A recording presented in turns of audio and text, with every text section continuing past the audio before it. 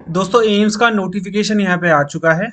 Journal post के लिए इसमें जो 12th 10th ग्रेजुएशन और पीजी मांगा हुआ है, सिर्फ उसी के लिए मैं वीडियो बना रहा हूँ। बाकी इसमें बहुत सारी पोस्ट है, उन सभी का वीडियो नहीं बना सकते हैं। 207 पेजेस का तो यहाँ पे पीडीएफ इन्होंने नोटिफिकेशन दे रखा है, तो उसको पूरा पढ़ पाना संभव नहीं है। जितनी मेरी कोशिश रही, जितनी मेरी नॉलेज रही पिछले बार के हिसाब से, क्योंकि ये पिछले बार भी हुआ था 2023 में। ओके, तो ये हर साल आजकल हो रहा है। देखो होता क्या है एमसीआर, ये आप समझ लो पहले कि जो ये एम्स कॉमन रिक्रूटमेंट एग्जामिनेशन होता है, पहले क्या होता था कि AIIMS Mangalagiri, AIIMS Delhi, AIIMS Bhubaneswar, ये सब जो होते थे ना, ये अपनी अपनी भर्ती अलग अलग निकालते थे। ओके, तो बच्चा अलग अलग भरता था। अब यहाँ पे इन्होंने बोला है कि जो भारत में सभी के सभी एम्स हैं, और भी जो इंस्टीट्यूशंस हैं जो एम्स से जुड़े हुए हैं, उन सब में जो गवर्नमेंट भर्ती होती है वो सब हम लोग करवाएंगे अब एम्स सीआरई के थ्रू। तो अब अलग अलग वैकेंसीज नहीं निकलती हैं, ये सारी की सारी वैकेंसी को एक में मर्ज कर कर ये लोग एक वैकेंसी निकालते हैं। तो ये है आपका सीआरई। ठीक है, अब इसमें जनरल पोस्ट भी आती है, जो सिर्फ 10th 12th graduation normal PG वाले ये सब भर सकते हैं। यही मैं आपको यहाँ पे बता रहा हूँ। इन्होंने डिटेल्ड कहीं पर भी नहीं दे रखा है कि हम इस एग्जाम का ये पूछेंगे, लेकिन मैं आपको बता दूंगा कि ये कैसे कैसा पूछते हैं। ठीक है, आपका एप्लीकेशन स्टार्ट हो चुका है। ठीक है, 7/1 से, और 31 इसकी लास्ट डेट है। अब यहाँ पे आपका फॉर्म आपको देखना पड़ेगा 11 फरवरी को कि आपका फॉर्म एक्सेप्ट हुआ है या नहीं हुआ है। आप 11 तारीख को देख पाओगे। करेक्शन आप कर पाओगे 12 से 14 के बीच में। एडमिट कार्ड आपका आएगा एग्जाम से 3 दिन पहले। तो यहाँ पे इन्होंने दे रखा है 26, तो यहाँ पे आपका 23-24 तक आपका यहाँ पे एडमिट कार्ड आ जाएगा। 26 से लेकर 28 फरवरी इन्होंने एग्जामिनेशन बोला है अपना, कि ये हमारा एग्जामिनेशन होगा। अब यहाँ पे देख लो कौन कौन से एम्स हैं और कौन कौन से सेंट्रल गवर्नमेंट इंस्टीट्यूशंस हैं जिनका यहाँ पे आपकी जॉब लगेगी। तो एम्स अवंतीपोरा, ये सारे एम्स में मैंने सिर्फ एम्स नहीं लिखा हुआ, एम्स भटिंडा भोपाल, एम्स भुवनेश्वर, बीबी नगर, बिलासपुर, देवगढ़, गोरखपुर, गुवाहाटी, जोधपुर, न्यू दिल्ली, मंगलागिरी, नागपुर, पटना, रायबरेली, रायपुर, राजकोट, ऋषिकेश, विजयपुर, कल्याणी, और ईएसआईसी का भी है, regional institute of medical science Imphal. ठीक है, एजल की भी है, Indian council of medical research जो कि आपका न्यू दिल्ली में है, Vardhman Mahavir medical college Safdarjung hospital ये भी आपका दिल्ली में है, rural health training centre Najafgarh, Atal Bihari Vajpayee institute of medical science and Ram Manohar Lohia hospital new Delhi इसका भी है, एम्स सीएपीएफ वाला जो होता है सेंट्रल आर्म पुलिस फोर्स वाला आईएमएस, ये उनका भी है। तो ये सारे हैं एम्स, और ये सारे हैं सेंट्रल गवर्नमेंट इंस्टीट्यूशन जो कि मेडिकल से रिलेटेड हैं। इन सभी में जो वैकेंसीज आई हैं उनके बारे में हम लोग यहाँ पे बात कर लेते हैं। सबसे पहले भाई फीस बहुत ज़्यादा है, ये आपको ही पता है, ये मेरे को भी पता है, इसमें ऐसी कुछ वाली बात नहीं है। ये बहुत ज़्यादा फीस है, 3,000 रुपये इन्होंने फीस रखी है जनरल और ओबीसी की। SC ST के लिए 2400, और यहाँ पे जो PWD कैंडिडेट हैं वो उनका एग्जाम्प्टेड है। ठीक है, एग्ज़ाम आपका 26 से 28 फरवरी के बीच में होगा, ये इन्होंने यहाँ पे बता रखा है। ओके, और यहाँ पे आपको एडवांस नोटिस 10 दिन पहले दे दिया जाएगा अगर एग्जामिनेशन में कुछ होता है, और date and mode of examination depending upon the involving situation after closing date of application. यहाँ पे इन्होंने बताया कि आपका एग्जामिनेशन का मोड कैसा होगा, ऑनलाइन ऑफलाइन दोनों हो सकता है। ठीक, इन्होंने बोला है कि हम आपको 10 दिन पहले बताएंगे। ठीक है, और एनी मोड में बोल सकते हैं कि वो किसी भी मोड में करा सकते हैं, CBT या रिटर्न में। ठीक है, ये डिपेंड करता है इनके ऊपर। एडमिट कार्ड आपको ये 3 दिन पहले दे देंगे। आपके लिए इंपॉर्टेंट है ये। जो आपका ड्यूरेशन रहेगा वो 1.5 घंटे का रहेगा, 90 मिनट का रहेगा, जहाँ पे आपके 100 क्वेश्चन होंगे। जो आपका जो 100 क्वेश्चन है वो हर एक क्वेश्चन 4 मार्क्स का होगा। 1/4 इसमें नेगेटिव मार्किंग होने वाली है। समझ में आ गया? नेगेटिव मार्किंग आ गई 1/4 है। 25 मार्क्स का आपका जनरल नॉलेज और एप्टीट्यूड। ठीक है, इसी में आपका एप्टीट्यूड भी आएगा, नॉलेज ऑफ कंप्यूटर भी आएगा। अब इसमें जीके के क्वेश्चंस भी आ सकते हैं। प्रीवियस ईयर पेपर मैंने लिंक नीचे दे रखा है, वहाँ पे जाके आप अटेम्प्ट कर लो। पीडीएफ भी मैं इसके प्रीवियस ईयर पेपर की डाल दूंगा, जाके आप एक बार देख लेना कि कैसा क्वेश्चन पूछे जाते हैं। पैटर्न अलग हो सकता है। ठीक है, कंप्यूटर एंड 75 एमसीक्यूज आपको मिलेंगे जो आपका डोमेन स्पेसिफिक होगा, जो मैं आपको आगे बता दूंगा कि आपके डोमेन से आपको क्या पूछेंगे। ठीक है, 25 एमसीक्यूज आपके किसके हैं, जनरल नॉलेज के हैं, एप्टीट्यूड के हैं, जीके आएगी, एप्टीट्यूड आएगा, रीजनिंग वीजनिंग के जो आते हैं और क्वांट्स के जो आते हैं। एप्टीट्यूड में आपका जनरल एप्टीट्यूड भी आएगा, रीजनिंग एप्टीट्यूड आएगा, मैथमेटिकल एप्टीट्यूड भी आएगा, दोनों आएगा। कंप्यूटर के क्वेश्चंस भी आएंगे, थोड़े हाई लेवल के आते हैं इसमें। ठीक है, और आपका 75 एमसीक्यूज आएंगे आपके डोमेन स्पेसिफिक, जो मैं आपको आगे बता दूंगा। सिलेबस जो है आपका, ये लोग यहाँ पे बता रहे हैं कि ऐसा ऐसा होगा।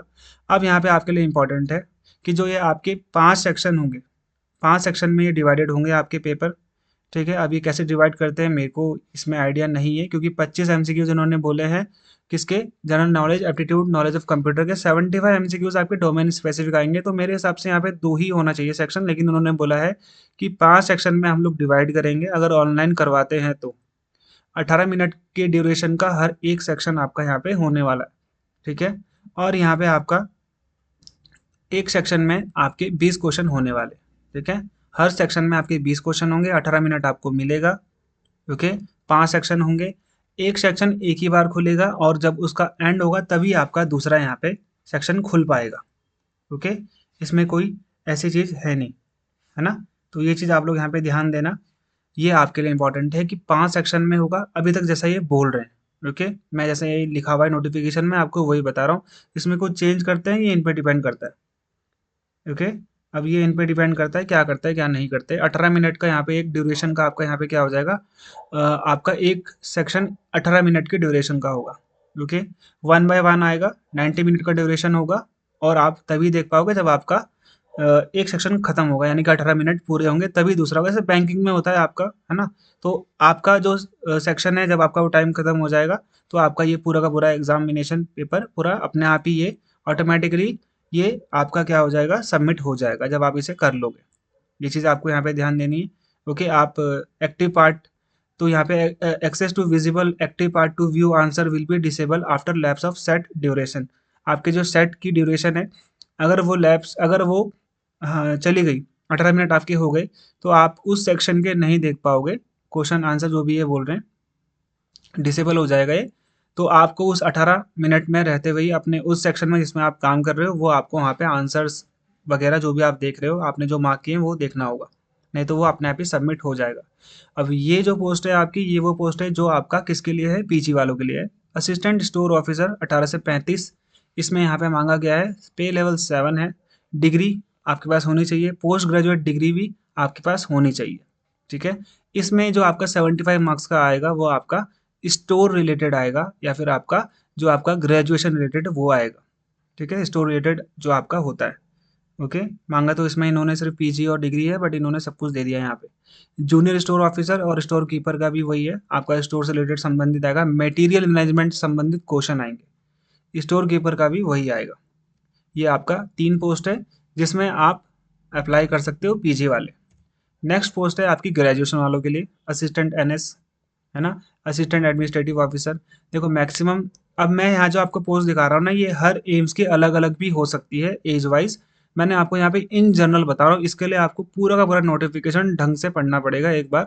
तो यहाँ पे आप देखो, जैसे मैंने असिस्टेंट बताया तो मैंने ये एक उसका लिया है, एक एम्स का लिया है। अब मान लो किसी और उसमें वहाँ पे कुछ और मांगा गया उन्होंने, हालांकि थोड़ा बहुत मिलता जुलता ही है सब में, मैंने ज़्यादातर देखा सब में मिलता जुलता ही है। आप ऐसा मत समझना कि कुछ अलग हो जाएगा दूसरे उसमें।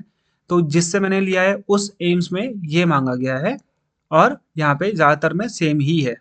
तो असिस्टेंट एनएस जिसकी मैक्सिमम एज 30 ईयर है, पे लेवल 6 है, बैचलर डिग्री मांगा गया है। असिस्टेंट एडमिनिस्ट्रेटिव ऑफिसर का भी 21 से 30 है, पे लेवल 7 है। एग्जीक्यूटिव में भी आपका 21 से 30 है, 6 पे लेवल मांगा गया है। जूनियर एडमिनिस्ट्रेटिव ऑफिसर का भी 21 से 30 है, 6 पे लेवल है, बैचलर डिग्री मांगा गया है। ऑफिस असिस्टेंट और असिस्टेंट उनका सेम ही होता है, कुछ जगहों पर असिस्टेंट बोलते हैं, कुछ जगहों पे ऑफिस असिस्टेंट बोलते हैं। और यहाँ पे आ गया आपका 21 से 30, 6 है इसका पे लेवल, बैचलर डिग्री इसमें मांगा गया है। सीनियर एडमिनिस्ट्रेटिव असिस्टेंट, ओके, यहाँ पे 21 से 30 है, पे लेवल 4 है, इसमें आपकी बैचलर डिग्री प्लस टाइपिंग है। यूडीसी आपके 21 से 30 है, पे लेवल 4 है, और उसमें बैचलर डिग्री मांगा गया है टाइपिंग के साथ। जूनियर मेडिकल रिकॉर्ड ऑफिसर में आपका पे लेवल 5 है, लेकिन आपकी डिग्री जो होगी वो सिर्फ मास कम्युनिकेशन, हॉस्पिटल एडमिनिस्ट्रेशन और हॉस्पिटैलिटी मैनेजमेंट में होनी चाहिए। अब जो मैं यहाँ पे आपको एक चीज़ बता रहा हूँ, ये आपको यहाँ पे ध्यान देना है कि ये जो 3 पोस्ट है, ठीक है, ये दो पोस्ट है, इसमें आपका जो 75 मार्क्स वाला जो मैं आपको बता दूँ ना सब्जेक्ट डोमेन, वो आपका जनरल मैथ्स और इंग्लिश आएगा। बस ये चीज़ आप याद ध्यान रखना, आपके में सिर्फ जनरल मैथ्स 75 नंबर की और इंग्लिश आएगी, और यूडीसी में भी जनरल मैथ्स और इंग्लिश आएगी 75 नंबर की। ये जो आपका है assistant, assistant administrative officer, executive assistant, junior administrative officer, office assistant, इन सब में ये आएगा जनरल एडमिनिस्ट्रेशन। इसमें आपके रूल्स होते हैं, CCS rule, okay, central civil services rules आते हैं, फंडामेंटल रूल्स, सप्लीमेंट्री रूल्स, और बेसिक कंप्यूटर के क्वेश्चन यहाँ पे आपसे पूछे जाएंगे इन चारों में 75 मार्क्स के। ठीक है, ये चीज़ समझ में आ गया आपको। सीसीएस रूल्स पढ़ने पड़ेंगे, एफआरएसआर रूल्स पढ़ने पड़ेंगे, जनरल एडमिनिस्ट्रेशन के रूल्स आपको यहाँ पे पढ़ने पड़ेंगे। पे लेवल आपको पता है, यहाँ पे आपको मैंने बता दिया है। इन दोनों में मैंने आपको बता दिया ये नहीं आएगा, आपका जनरल मैथ्स एंड इंग्लिश आएगा, जनरल मैथ्स और इंग्लिश आएगा। ठीक है, चलो ये है आपकी पोस्ट जो आपकी 12th वालों के लिए। डाटा एंट्री ऑपरेटर 18 से 27 एज मांगी गई है। पे लेवल 4 है और यहाँ पे स्पीड मांगी गई है 8000 की डिप्रेशन पर आवर 12th के साथ। जूनियर एडमिनिस्ट्रेटिव ऑफिसर, देखो इन तीनों में मैथ्स और इंग्लिश आएगी 75 नंबर वाले पोर्शन में। ओके, जो आपका डोमेन स्पेसिफिक है, जो मैंने आपको स्टार्टिंग में बताया था। जूनियर एडमिनिस्ट्रेटिव असिस्टेंट का आपका 18 से 30 है, पे लेवल 2 है और यहाँ पे आपका 12th प्लस टाइपिंग स्पीड मांगी गई है। एलडीसी में आपका 18 से 30 है और 18 से 27 है। एक उसमें एम्स में मैंने आपको बताया था ना कि अलग अलग एम्स में कई कई जगह पे अलग अलग एज भी है, तो वो भी आपको देखना पड़ेगा। पे लेवल इसका 2 है, 12th प्लस टाइपिंग इसमें मांगी गई है। ये है आपका 10th वालों के लिए। मॉर्चुरी अटेंडेंट 18 से 30 साल, पे लेवल 1, मैट्रिकुलेशन इसमें मांगा गया है।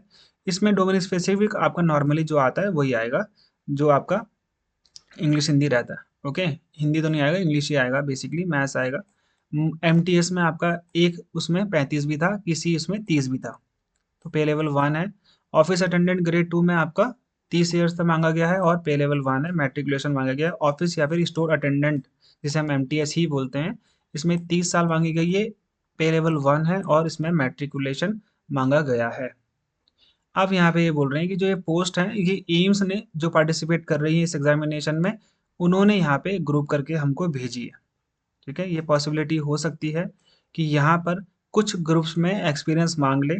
ठीक है, तो यहाँ पे आपके पास वो एक्सपीरियंस होना चाहिए सेम पोस्ट के लिए। जैसे मैंने आपको बताया, ये बता रहा था, जैसे मान लो किसी जगह असिस्टेंट है, उसी दूसरे एम्स में यहाँ पे असिस्टेंट एडमिनिस्ट्रेटिव ऑफिसर, यहाँ पे असिस्टेंट एडमिनिस्ट्रेटिव ऑफिसर की जैसे मान लो एम्स मंगलागिरी हो गया, एम्स भुवनेश्वर हो गया, दोनों में सेम तो मांगा गया है, लेकिन यहाँ पे बैचलर डिग्री के साथ कुछ और एक्सपीरियंस उन्होंने मांगा होगा। हालांकि मैं आपको यही दिखा रहा हूँ जिसमें कोई एक्सपीरियंस नहीं मांगा गया है, इन सब में कोई एक्सपीरियंस नहीं है, ये सिर्फ एक वो बात बोल रहे हैं। तो आपके पास वो होना चाहिए, अगर नहीं होगा तो वो कैंसिल हो जाएगा। हालांकि जो मैंने आपको ये पोस्ट देखा इसमें एक्सपीरियंस नहीं है कहीं भी। इसका एक डिटेल वीडियो भी आएगा कि किस पोस्ट की कितनी वैकेंसी है, वो भी मैं आपको यहाँ पे बता दूंगा। ठीक है, उसमें भी कोई दिक्कत नहीं आएगी, क्योंकि बहुत ज़्यादा डीप उसको रिसर्च करनी पड़ रही है। 207 पेजेस का तो वहाँ पे पूरा वो है। ओके, बाकी इन्होंने सिलेबस के नाम पर ये दे रखा है आपको और ये बता रखा है कि भाई ये आएगा, ये आपको पढ़ना पड़ेगा। ठीक है, बाकी जो प्रीवियस ईयर पेपर का लिंक है वो नीचे मिल जाएगा आपको, वहाँ पे जाके आप देख सकते हो। टेलीग्राम से जुड़ जाओगे तो प्रीवीआईपी आपको मिल जाएगा, सो दैट आपको थोड़ा बहुत आइडिया लग जाए। ओके, बाकी एक और वीडियो आएगी इसकी, उसके बाद हम लोग देखते हैं हम लोग इसमें क्या कर सकते हैं। बाय बाय, जय हिंद।